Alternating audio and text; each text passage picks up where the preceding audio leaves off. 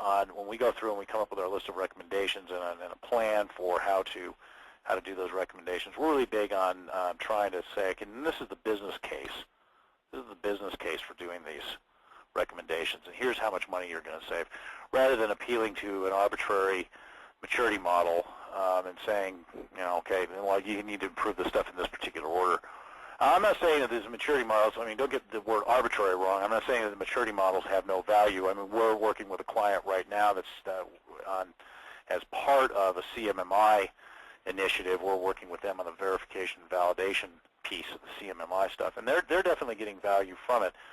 But it's kind of interesting. It's almost like the value tail is wagging the CMMI dog in that case. And it's kind of like people are looking at corporate commitment to CMMI as a grassroots opportunity to make all sorts of really valuable improvements that they've wanted to make for a long time. So I think that's a reasonable way of using a maturity model, is to say, these are things that they're good to do, and I know they're good to do, and management is motivated to achieve a certain level of maturity, so I can use that as a lever, if you will. But I think just saying, I want to have TMMI level 3, or I want to be TPI level 12, or something like that. In the absence of any sort of business value driver, that's not something you're likely to be able to get funded.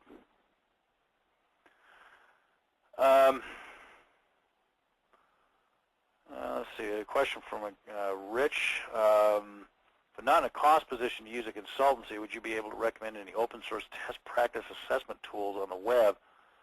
I'm certainly not aware of any open source tools, but as I mentioned, you can get a copy of my book, Critical Testing Processes, which will give you certainly some ideas about where to start, and there are other books about test process improvement that would also do that.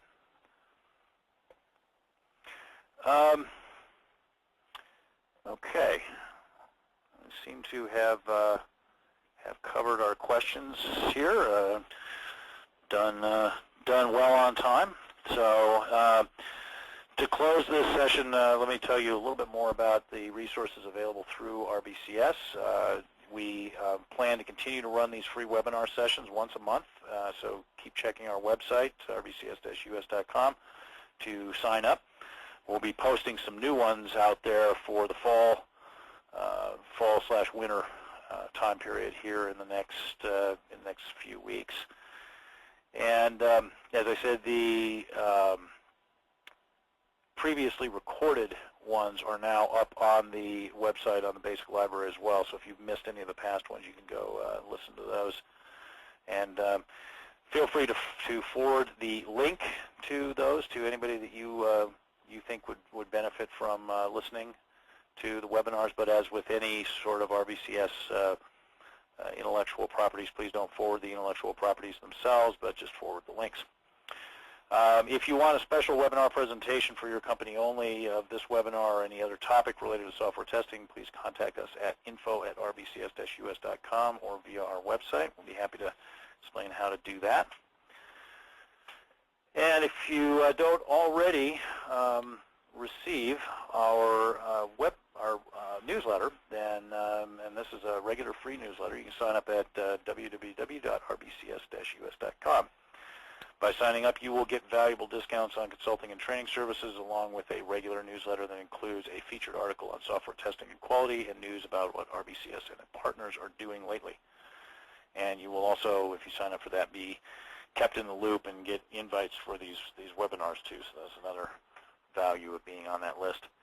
And for those of you who are Twitter enabled or Twitter obsessed, or just Twitter experimenting, you can follow us on Twitter at twitter.com/RBCS. So that concludes the webinar, and I would like to thank you all for joining us today, and have a great afternoon or evening depending on where you are. Goodbye.